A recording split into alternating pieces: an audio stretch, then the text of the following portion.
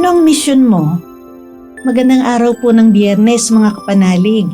Ipinagdiriwang po natin ngayon ang kapistahan ng kabanal-banalang ngalan ng ating Panginoong Hesus. Ito po si Sister Rose Agtarap ng Daughters of St. Paul para sa mabuting balita. Pagnilayan po natin ang Ebanghelyo.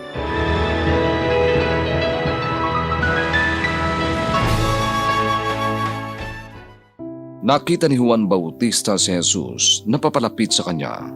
Sinabi niya, "Hayan ang kordero ng Diyos, ang nag-aalis ng kasalanan ng mundo.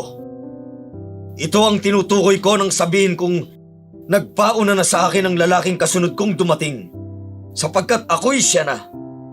Hindi ko nga siya nakilala, pero dahil sa kanya, kaya ako pumaritong nagbibinyag sa tubig upang mahayag siya sa Israel." at nagpatotoo si Juan. Nakita ko ang espiritu na bumababa mula sa langit, gaya ng isang kalapati, at nanatili sa kanya. Hindi ko nga siya nakilala, ngunit ang nagsugo sa akin na magbinyag sa tubig, ang nagwika sa akin.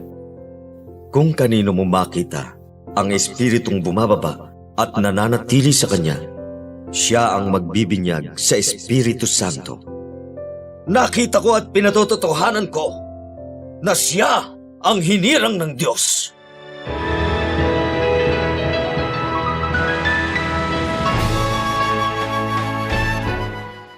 Ibinahagi po ni Sister Lilia Malata ng Daughters of St. Paul ang ating pagninilay. Ang bilis nga naman ng panahon. Tayong lahat ay masayang dumalo sa araw ng kapanganakan ng sanggol na nagdala sa atin ng liwanag at kapayapaan. Harapin naman natin ngayon ang bagong taon na nag-aanyaya sa atin sa panibagong buhay. Sa araw na ito, tinatawagan at tinuturuan tayo ni Juan Bautista na maging matatag sa pananampalataya upang makilala natin ng lubusan ang anak ng Diyos na naparito sa gitna natin. Jesus ang kabanal-banalang pangalan na ibinigay sa Kanya. Sinasabi sa Ebanghelyo sa araw na ito, na nang makita ni Juan si Jesus na palapit sa kanya, sinabi niya, "Heto ang kordero ng Diyos na nag-aalis ng kasalanan ng sanlibutan." Paano niya nabigkas yun? Ang Diyos na nagsugo kay Juan ay nagpahayag ng mga katotohanan tungkol kay Jesus sa kanya. Naganap ito sa binyag ni Jesus nang bumaba ang Espiritu tulad ng isang kalapati mula sa langit at nanatili kay Jesus. Pumasok sa kasaysayan ng tao ang Espiritu ng Diyos sa pagbaba at pananatili kay Jesus. Kaya't nagpatotoo si Juan Bautista sa kanyang nakita at inihanda niya ang daan, ang puso at damdamin ng mga tao upang makilala at tanggapin nila si Jesus. Kapanalig, yan din ang ating misyon, ang tungkulin natin sa buhay.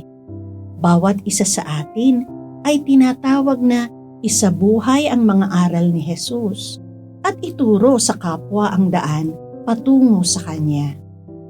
Tulad ni Juan Bautista, mamuhay nawa tayo sa kabanalan at pag-ibig sa kapwa at magpatotoo kay Jesus, ang tunay na anak ng Diyos. Mga kapanalig, maraming salamat po sa inyong suporta sa aming misyon. Subscribe, like, and follow po lines sa aming social media accounts. Patuloy po kaming humihingi ng inyong tulong upang maipagpatuloy ang programang ito.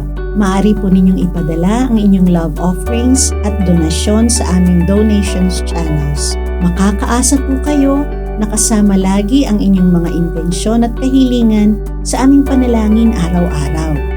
Ito pong muli, si Sister Rose na nag-aanyaya sa inyong manalangin. Panginoon, gisingin nawang muli ng biyaya ng hubileo ang pagnanasa namin sa kayamanang makalangit. Tulungan mo kaming ipalaganap ang kagalakan at kapayapaan ni Kristong aming manunubos sa buong mundo. Amen. We are here to provide a new way of communicating and proclaiming the gospel.